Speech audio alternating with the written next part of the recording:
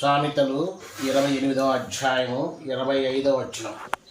యెహోవా యందు నమ్మకించువాడు వర్ధిల్లును, తన మనసుకును నమ్ముకున్నవాడు బుద్ధిహీనుడు. జ్ఞానంగా ప్రవర్తించువాడు తప్పించుకును, బీదలకిచ్చువానికి లేమి కలుగును. కనుక ఈ మాటలు ఈ దినపు వాగ్దానంలో ప్రభు అయిన యేసుక్రీస్తు ప్రభువారు కొన్ని హెచ్చరికలు ఎలాగ మనం ఉండాలి. అందుకే ప్రభు అన్నాడు, యెహోవా యందు నమ్మకించువాడు వర్ధిల్లును.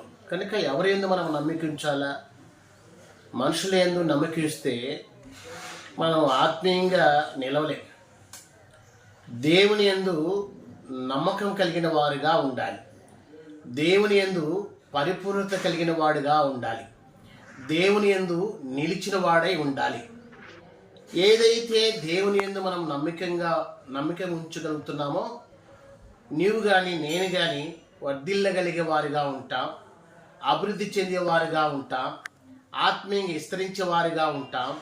ప్రభు పరిచర్య భూలోకంలో ఉండు పరింతరం వరకు కూడా, ఎందుకంటే నమ్మకంగా ఉన్నాం కనుక దేవుడు మనం రక్షించగలిగే వాడుగా ఉంటాడు. మనుషులు మనం నమ్మితే వ్యర్థం.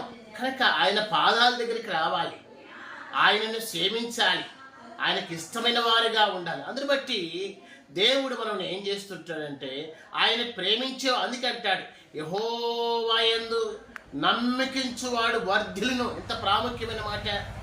దేవుని యందు మనం నమ్మకం కలిగిన వారుగా ఉన్నప్పుడు దేవుడు మనము విస్తరింపజేసేవాడుగా ఉంటాడు.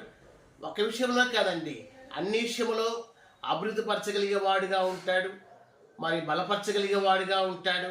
కనుక ఈ దినమంతా కూడా మరి భూలోకంలో జీవించు పరింతరం దేవుని కొరకు నమ్మకస్తులుగా మనం ఉంటూ వర్ధిల్లగలిగే వారిగా ఉందా?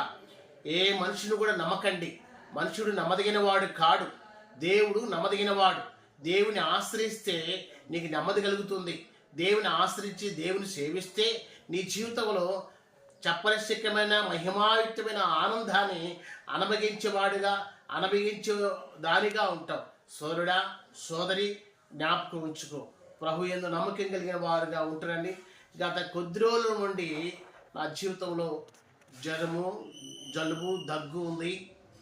మరి ఎన్నో ఆర్థికమైనటువంటి పరిస్థితులు అయినా ప్రభువు యందు నమ్మకంగా ఉన్నాను కాబట్టి ప్రభు కొరకు నమ్మకంగా ఉండడానికి దేవుని శక్తి ద్వారా నేను బ్రతుకుతున్నా. దేవుడు తన మాటలు దీవించునుగాక.